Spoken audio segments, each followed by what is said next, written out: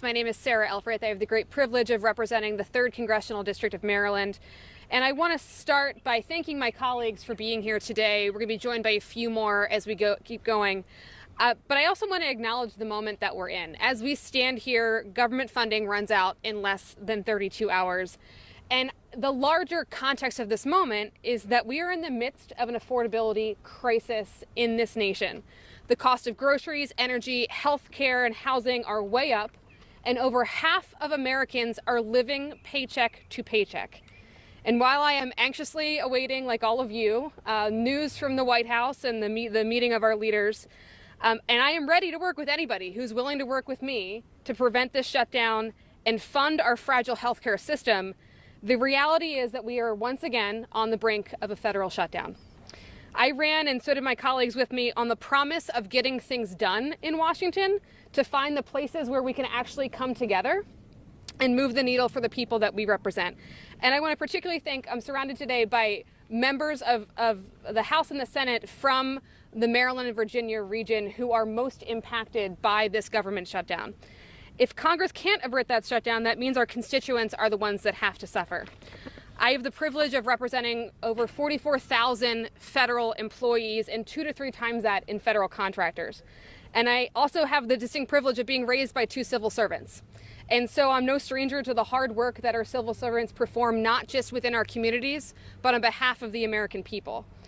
And during a shutdown, many of them will be deemed essential, which means they will continue to work around the clock and without pay. While these workers will receive back pay, thanks to legislation that Congress passed after the 2018-2019 shutdown, they will still have to keep food on the table and their rent and mortgages paid through any shutdown.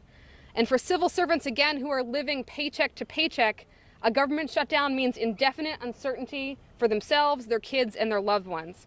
Today's legislation that we are announcing, the Help Federal Workers During Shutdowns Act, is a small but meaningful fix that allows essential workers to be eligible for unemployment insurance during shutdowns. These hardworking public servants have been deemed essential because they deliver critical government services to all Americans. I want to personalize this for everybody here. These are members of our military. These are TSA agents at our airports, air traffic controllers, they're law enforcement officers, they are firefighters on our military installations. I just met USDA inspectors inspecting the health and safety of our food this morning. All of them perform jobs that simply cannot be abandoned because of chaos in Washington.